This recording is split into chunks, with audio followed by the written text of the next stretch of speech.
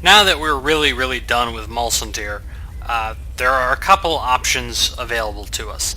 We can either go through the hidden room at the Vale Theater. We can follow Shiva Whitefeather's suggestion and go talk to the Woodman. We can go back to the Haunted Furnace in the Death God's Vault, now that we could actually have done that a while ago. And there is also one other thing we can do, which I'm not going to do quite yet, but I'll pick up the quest. Out by the entrance to the city is the little girl, Kuara. And she knows that you're a spirit eater, and she says the Hill Tribe knows something about my gift. Well, we can tell it's a curse, but, you know, she more or less says the witches would have you believe that the Hill Tribe considers it a gift.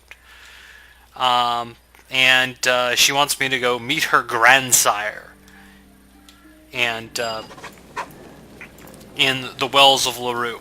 I'm not going to go there yet. I'm going to try and avoid going back and forth between areas and just sort of take a somewhat linear path rather than going back to the same area over and over again. I may have to do that anyways.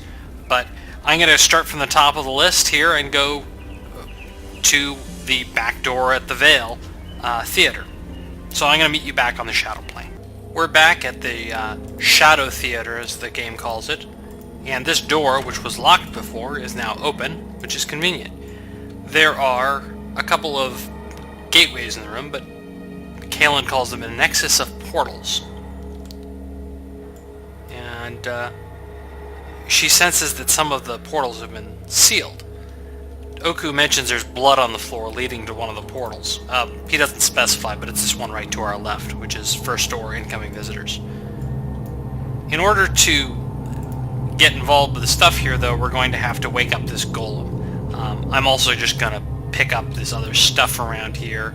That chest there is trapped, so I'm going to use my own version of remove traps, also known as remove chest. There's a book here, The Wisdom of Imithjabog, which talks about being a spirit eater, but does not really give us a lot of details we didn't already know.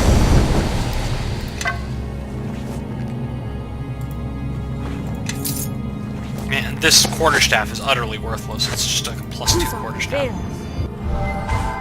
And this is the gray robe of the actually, it's the second gray robe of the Archmagi. I'm not going to... the robe I have is just better, so I'm not going to use it, but I will throw it in the pile of stuff to be sold. Oh, this is Remembrance. Yeah, I mean, it's... Oh, sorry, it's +3. It has some other attributes on it, but none of them useful. And there's a scroll lying around. So let's talk to Keeper of Doors. And it's not responsive. So we touch it, and apparently the Spirit Eater thing reacts to it, and, well, let's sort of poke around inside and see what we find. And we just picked up a new Spirit Eater feat called Mold Spirit. It, more or less, we have the Golem's Heart, it's been inactivated, and we have the ability to reactivate it by combining it with a Spirit Essence. Okay, so we got a Blackened Spirit Core, and then we're going to need one of our Brilliant Spirit Essences. You can actually use any Spirit Essence. If you have one of the low-level ones, use that by any means. But I think that works. I don't remember. I always just use one Brilliant one. I don't bother picking up the other ones. But, and here we have Mold Spirit. Mold Spirit can also be used for some pretty basic enchanting, only using Spirit Essences. So you can give spell resistance or stat bonuses. In this case, it's based on your level for the other items. So if you look at Brilliant Power Essence, for example, you have to be level 21. I'm level 21, so I could use something with 4 Brilliant Essences, assuming I actually had the Craft Magic Arms and Armor feat. The Spirit ones don't have the same restriction.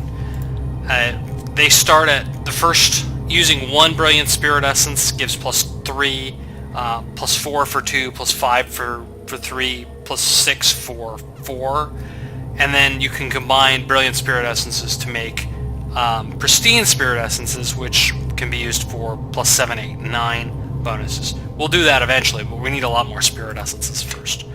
This is not the ridiculous... I've been talking about the ridiculous crafting system. Basically, what I'm talking about here is with weapons, you can enchant them with multiple kinds of elemental damage, and you can create weapons that do plus 17d6 elemental damage, and that's just kind of ridiculous. It's not something you can do at low levels, but it's really unnecessary. I mean, it just makes the game way too easy when you're doing more damage than one of my greater missile storms with every single melee strike. The other abusive thing is that you can cast regeneration on pretty much all your equipment, and have like plus... I think I mentioned having like plus 40 regeneration is just out of control. Now we have this Shining Spirit Core. We'll give that to the Golem.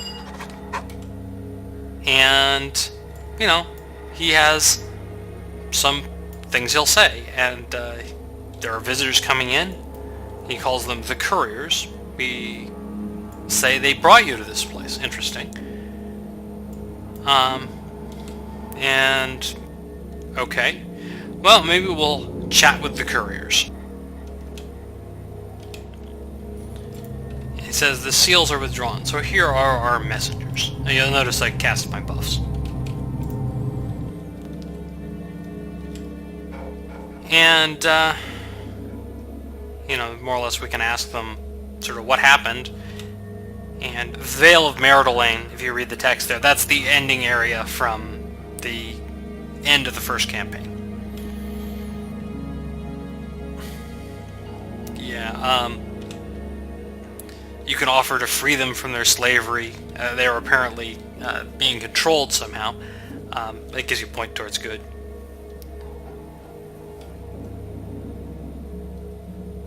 And they mentioned that all your companions from the first campaign are probably dead.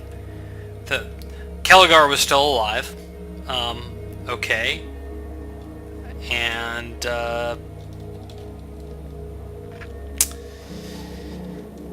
oh, looks like Sand is dead.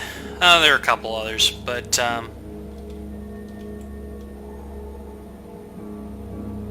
yeah, okay. And so they give you a little bit of back plot, and more or less they abducted you after the fight with the King of Shadows so that they could do something with you. And they really don't know what was going on. And they mentioned the Slumbering Coven, which Gan is apparently familiar with. It's a circle of hags. And that gives us a new quest. Gan tells you that, sort of hints that if you go, you should bring him along. There's some of his backstory that's talked about there.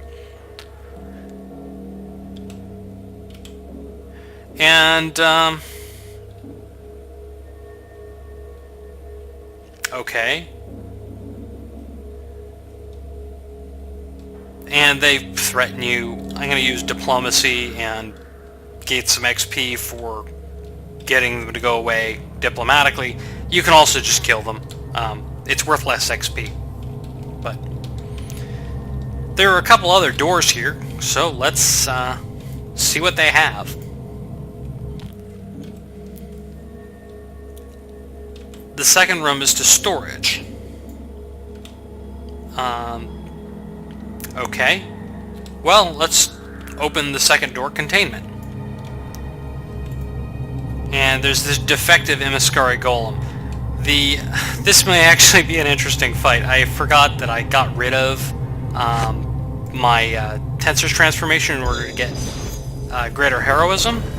However, there's a slight problem. This thing is immune to magic. So I don't know how defective it can be because, well, it is quite powerful. I don't know, maybe it's not immune to all magic? We'll have to see. I'll try hitting with a level 8 spell just to see what happens.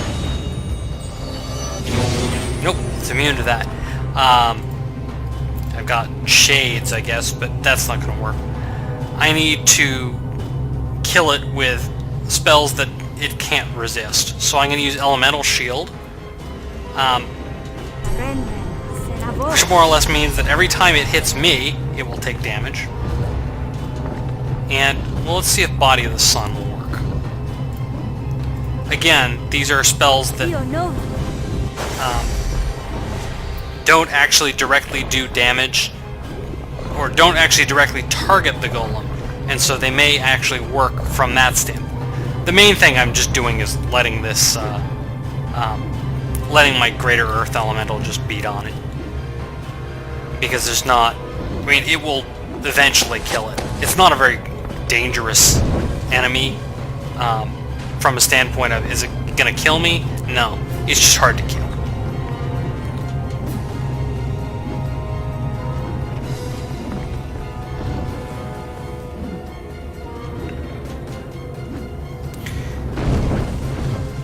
And you can see that the fire damage is apparently, the sun isn't doing it, but the elemental shield is working. This is an old trick I used in the original Neverwinter Nights with Mestel's Acid Sheath, which was how you got around some enemies in the epic campaign there as well that were, you know, if you were pure mage and they were immune to magic, all you had to do was make them hit you instead of having you hit them. And, there he goes. Easy enough. I'm actually just going to unsummon that elemental because he's big and in the way. And you find some, other than some essences, some shocking golem arms. Those will become important much, much, much later. I'm actually not even sure I'm going to use them. Well, yeah, I probably will use them. There are golem parts that are scattered around and they're used in a side quest, which is kind of random. But okay, well, let's see what the other doors have. The third door we've opened. The third door is a conduit to fire. Okay, let's have some fun with it. And it's a lesser primal fire elemental. I'm obviously not going to hit it with Flame Arrow. I am going to hit it with Avasculate. I'm going to attempt to eat it, actually. It just cast Hellball, actually, which I apparently resisted. Oops. Anyway, it has like 500 hit points. The first Avasculate did 240 damage, so I'm going to hit it with a second Avasculate just to speed things up. Avasculate is also handy for this campaign because it does not kill things. It only injures them. And sometimes you only want them injured. And so, this Lesser Primer Fire Elemental is lunch. And worth quite a bit of XP. Unfortunately, it had a volatile Spirit Essence, which is really useless. I may actually just sell it. It also has a couple other essences. Nothing really important. The fourth door is outgoing, and the only place you can go right now is to Oku's Barrow, which isn't really very useful. We have to come back here later. Oh, another scroll I missed. Later in the game, because this is where Chapter 2 ends. But there's a lot of stuff we have to do first. Back outside the walls of Mulcitir, we're going to head out onto the world map. Before we go, though, every time you travel on the world map, you effectively rest. So I'm going to use Suppress with one of the bears out there and with a summoned elemental, just to get my spirit energy bar to full. If you have low craving, then traveling on the world map is not a problem. If your craving is high, it can be kind of annoying, actually, to travel. For our first place we're going to go, the Wells of Larue are here. We're not going to go there just yet. We're going to go to the Sunken City. And I'm going to start the next video when we start exploring the shores of the Sunken City. As Kalen puts it, it reeks of evil and rot.